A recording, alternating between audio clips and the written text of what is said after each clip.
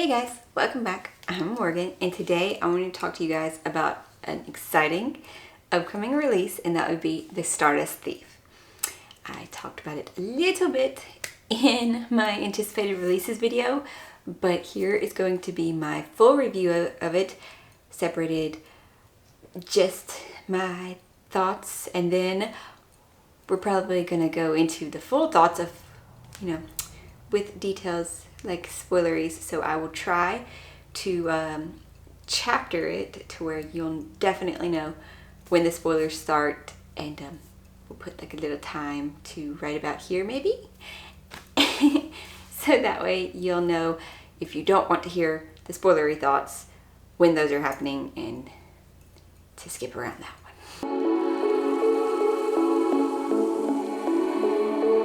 The Stardust Thief is a debut novel for Chelsea Adula, who I think just did an outstanding job for a first book. It was out of the park for sure. And while, yes, I will have some things that I think were a little bit off or could have been done better, please believe me when I say this one, it really was good. I mean, a lot of times we read first books by an author, or we've read something else and we go back and read their first work or something, and it's like, well, that wasn't super strong. This series and her writing is only probably going to get better from here. And as the description on the book said, this one was largely inspired by different Arabian Nights, 1001 Tales, and you can see it through the book. So this book takes a lot of the various stories that you might have heard before and kind of changes them to fit this world and their lore of jinn. And I think that was just incredibly done. I loved reading those bits and how they worked into the history of the world that these people and characters are living in, because I mean, they know that they're mostly like fantastical, legendy, mythsy things, but they also think, okay, these stories were invented to like say a lesson or something, to help warn children against the jinn or to be careful or something. So they know kind of that there might be grains of truth in it, as they themselves discover later in the book, as they're kind of rewriting and weaving their own tales. And oh my god, that part was just fantastical. In this world, there were jinn, magical creatures, and they were powerful but greedy, and so the gods of the world cursed them and gave the land to the men. And now men will kill jinn to honor their gods. That's a big thing in the story. Jinn had magic, bad, got cursed and sent away, and now there is men. No magic, but of course, as in everything, men want magic. And to honor their gods, they kill the jinn. The book doesn't have just one main character. We're mostly seeing through the eyes of 3 separate characters. But the first one we are introduced to, and I think who gets majority of the chapters, is Luli Al-Nazin, who, known to her underground community, is the Midnight Merchant, a relic hunter who, with the help of her jinn bodyguard, finds these ancient jinn artifacts and sells them on the black market. And she is one of the best that there is.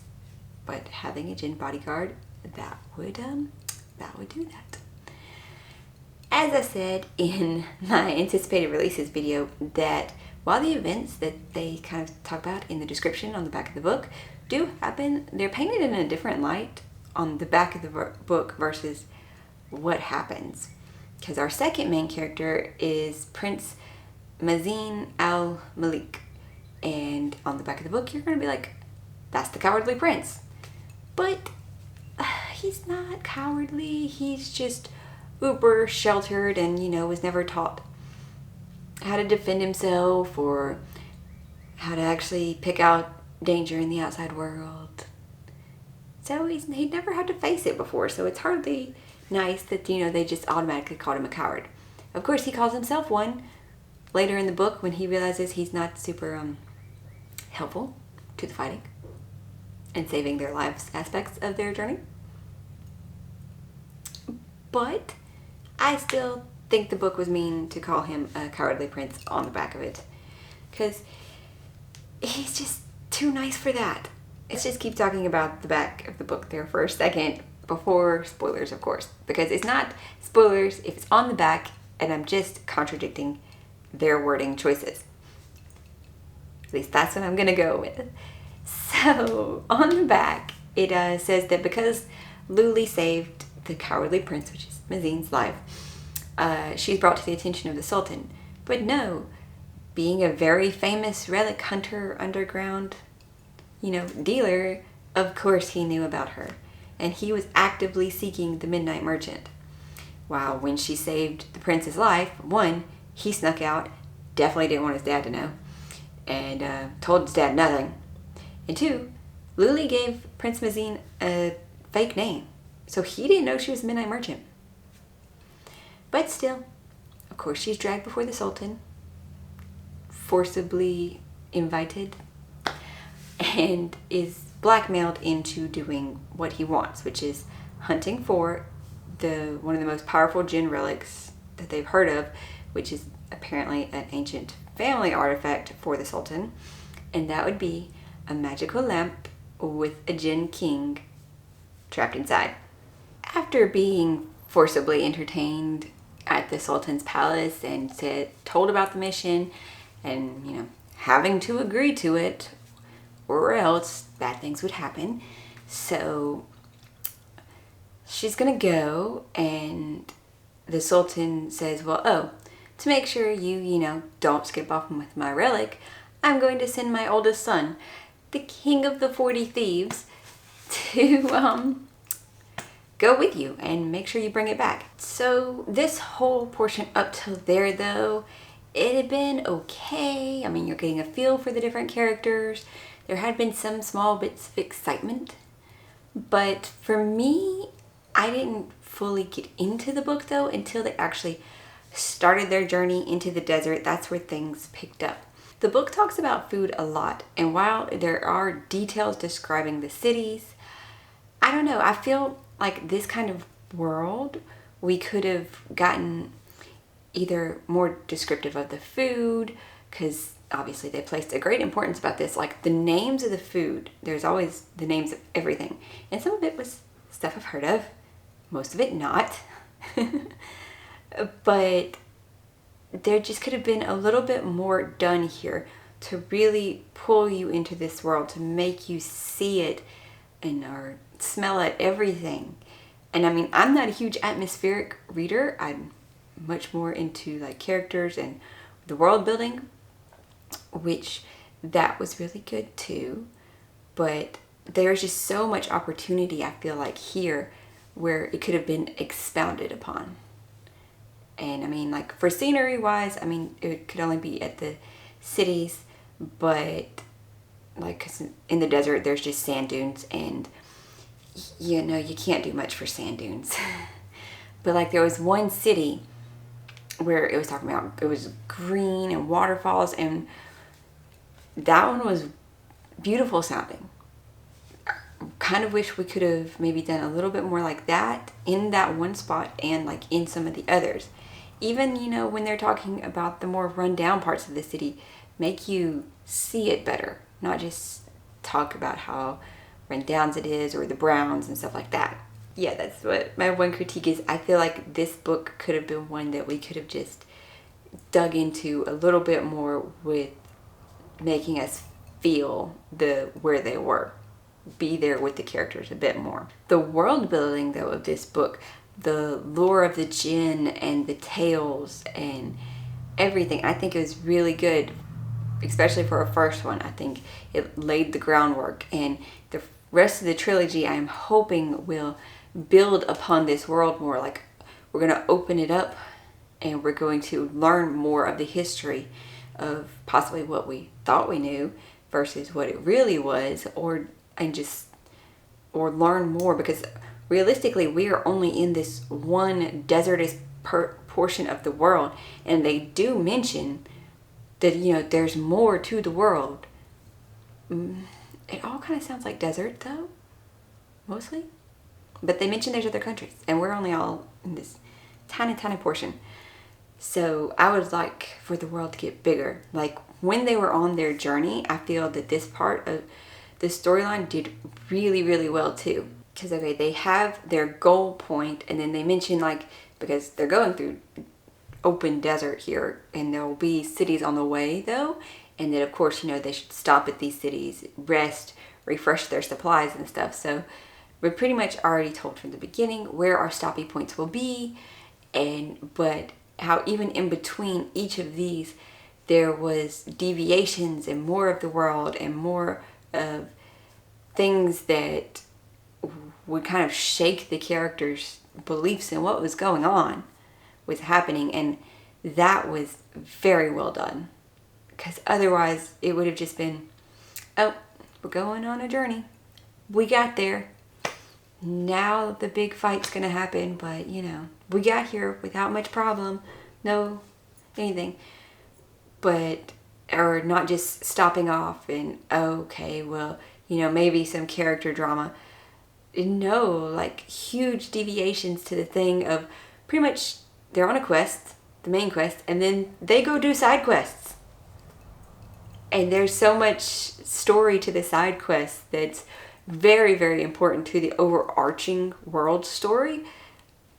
I really enjoyed the way she did that. That really got me more into the book. And I feel bad that it still took me like 5 days to read the book, because just the first week of this month was just nuts. And my head was not in a good focusy point probably, but we got it done. The end of the book too, I think this is the last thing I could probably talk on before spoilers, was I did not see that coming. We knew it would be left a little open because it is the first in a trilogy, but what happened? Oh my gosh, it was awesome, for sure. So for the first spoilery thing that's like, what the craps? Let's just start, you know, with the beginning. So Luli's bodyguard is a djinn, but nobody can know that because the djinn are hunted. Like the 40 Thieves or any other little hunter, they go out and they actively try to kill djinn. Either just to get their relics, to get the blood, because djinn blood heals people, or just because they believe all djinn are evil and will, you know, just will kill humans. Even though, like, throughout the whole book, that is hardly ever the case. Kadar is Luli's bodyguard, and he saved her when she was a little girl. And Luli's whole tribe was murdered, and he saved her because she had a magic compass that he had been looking for. But, I mean, that's not the only reason he saved her, because he's generally not, you know, a bad person. Jinn person. And he had been told that his destiny lied, you know, with the girl with the compass. And he believed it. And so he has been with her his whole life. And now they're family. The only problems there with that is when details do come to light as she's starting to find out more about what happened that night, track down more information.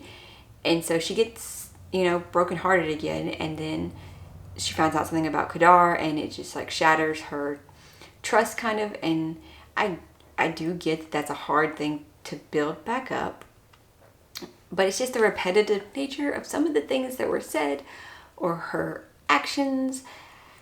A little bit too repetitive on some of those, so it was upsetting. Then Prince Mazin, he's not the cowardly prince, super sheltered, did not know how to act in the outside world, could not protect himself from magic at all.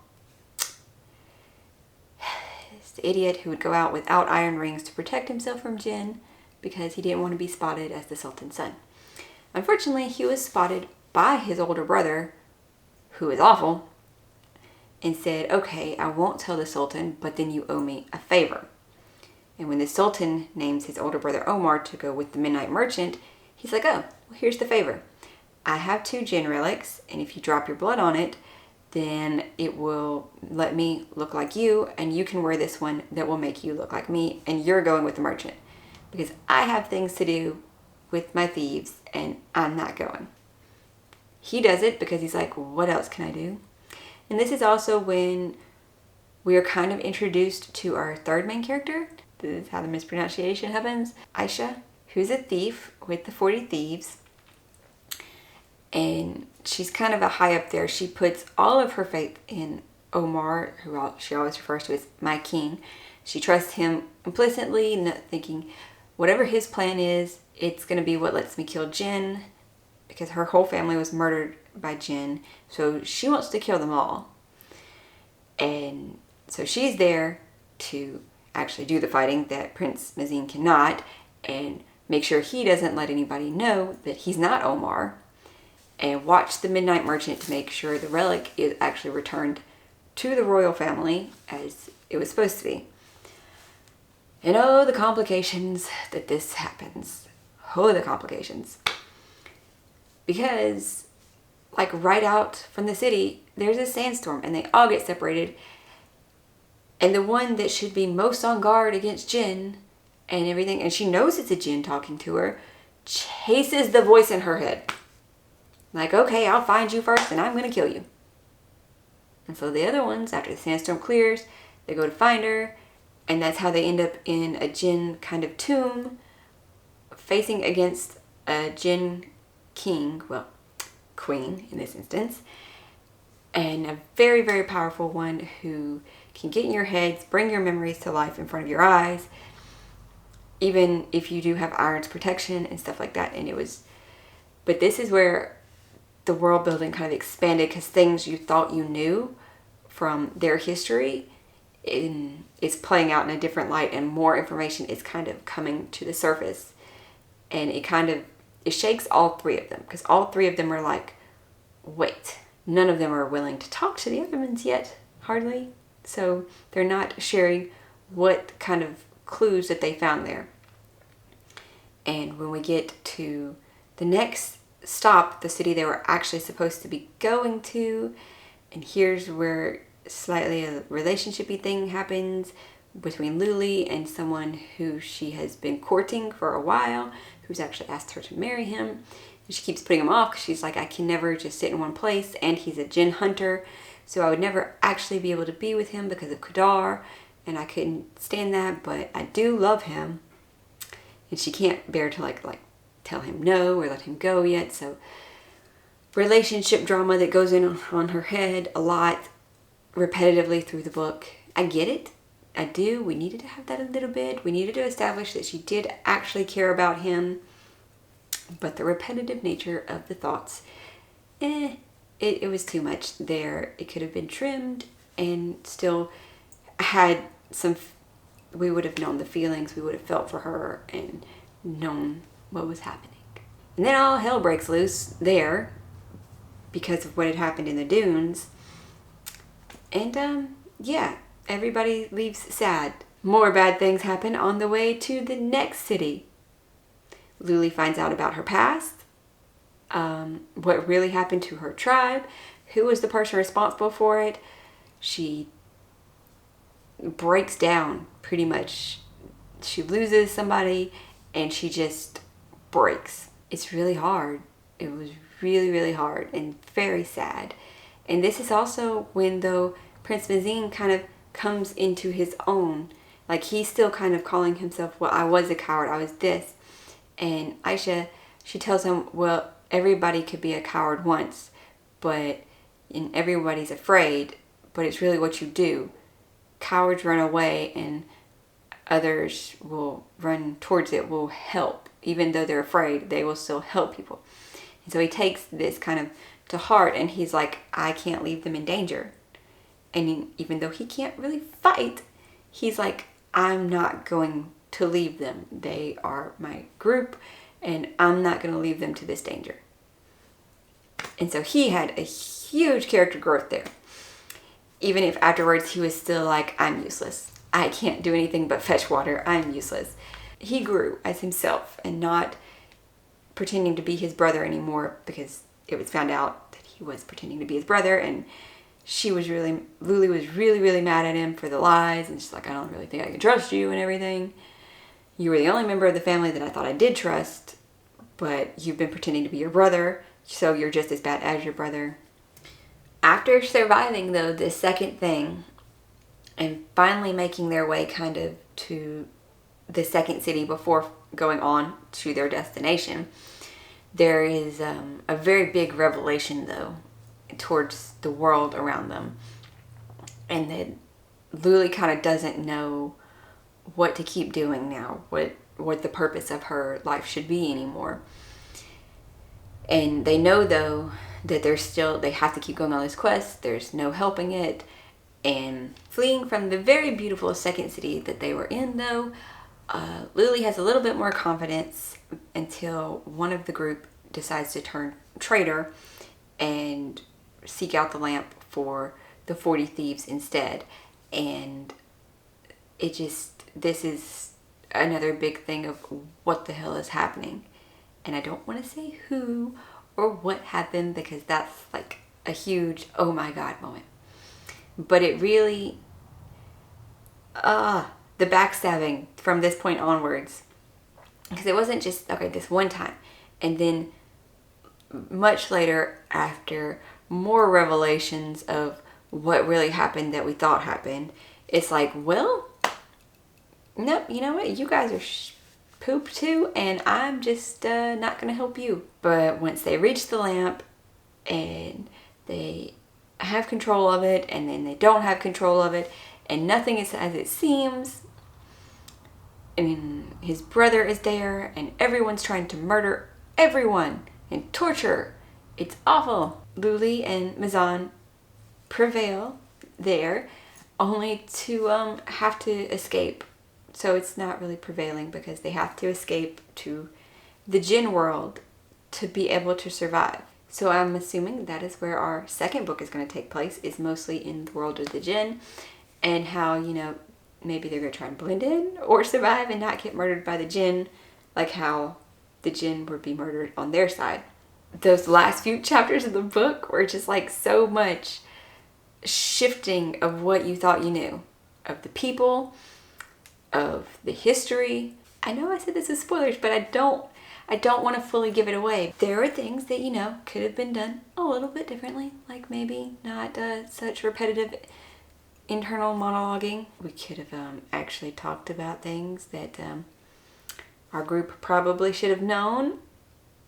I get the secrecy of some of it, but then like some things been like, I should possibly tell people. The only thing I'm not sure too about the book is the name. The name was brought up once, kind of in the middle, in reference to Prince Omar, the oldest brother. Somebody called him that, and he's like, oh, I didn't know that was one of the titles given to my brother by the people. But it never explained it.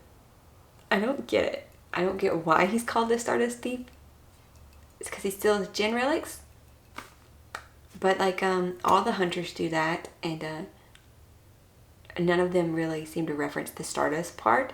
It is a cool reference name for the book, and maybe if you think that that'll help point out something about the book, by the fact that Prince Omar was called the Stardust Thief, sure. It was a cool name for the book, though. I will give it that. It definitely is what first made me look at the book. It's like, that title sounds awesome. And the description was like, yes, it does. Overall, I greatly enjoyed this book, and I will definitely be continuing on with this series because I want to see how she expands the world and the history. I would say this book, I think I put in my notes that it was like a 3.5-star book, because there is some room for growth, but as a first novel, there should always be room. The Stardust Thief will be available everywhere, I think. I think it's going to be, you know, hard print, ebook. I don't know about audiobook, but at least hard print and ebook on May 17th. So I highly encourage everyone to go check it out. And I hope you guys are having a lovely weekend, and I will talk to you later. Bye, guys.